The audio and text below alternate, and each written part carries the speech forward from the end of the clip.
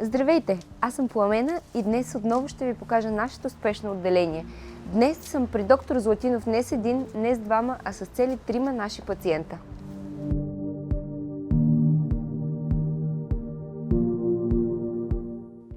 Животът на Джанго не е бил лесен. Нека видим дали можем да му помогнем и какво му предстои.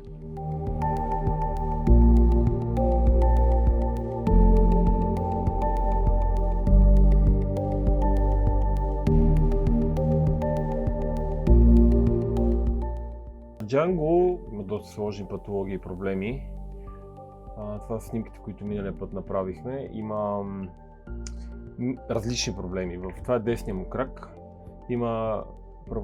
Преобладава проблема в лакътната става. Има така наречената лакътна дисплазия. Има проблем в дължината на коста, вследствие на което едната се претоварва.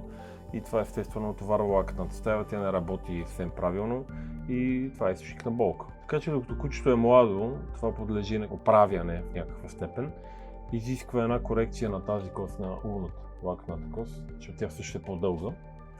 Така че препоръчва една доста специфична остеотомия, разрез на костта, нарича двойно коса остеотомия.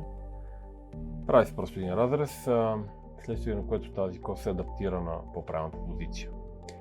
Интересно, че на другия крак на левия има съвсем друг проблем, има патология в китковата става.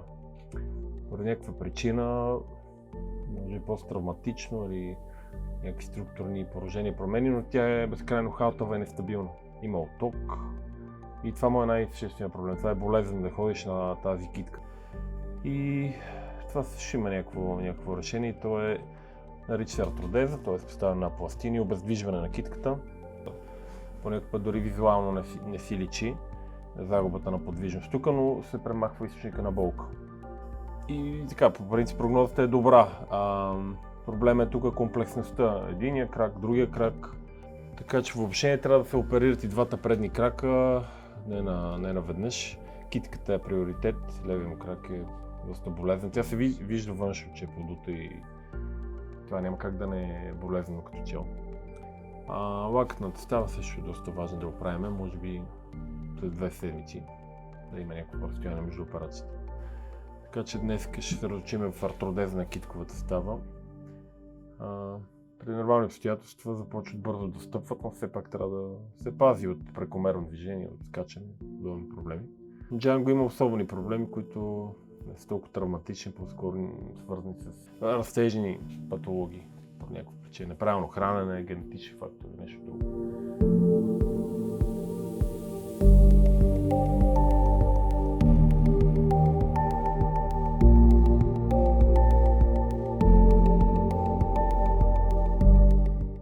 Ето му проблемната китка на Джанго.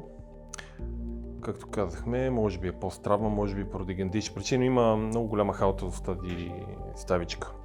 Тя е подута заради възпалението, когато стъпва, има нестабилност, почва да го наболява. Така че няма много варианти като за лечение на казуса. Операцията, която трябва да се направи, се нарича артродеза.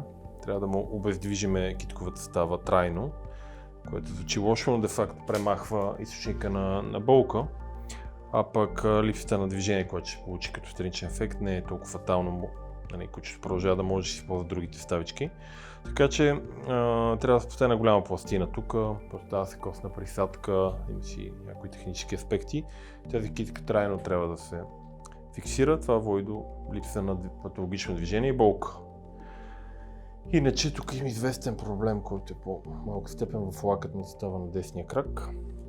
И тук е малко по-просто една корективна остеотомия трябва да направим, за да може стъпаловидното разминаване в лакътя да се подобри и ставата да работи по-добре, да се предотврати развитието на остеоартрит.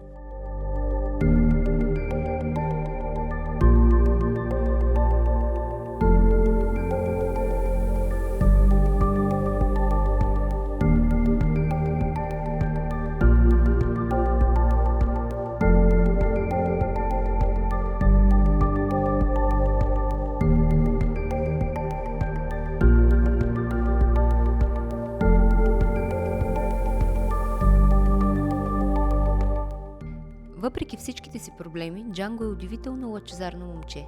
Та дори и сега, само няколко дни след операцията, както виждате, той ни най-малко не е паднал духом.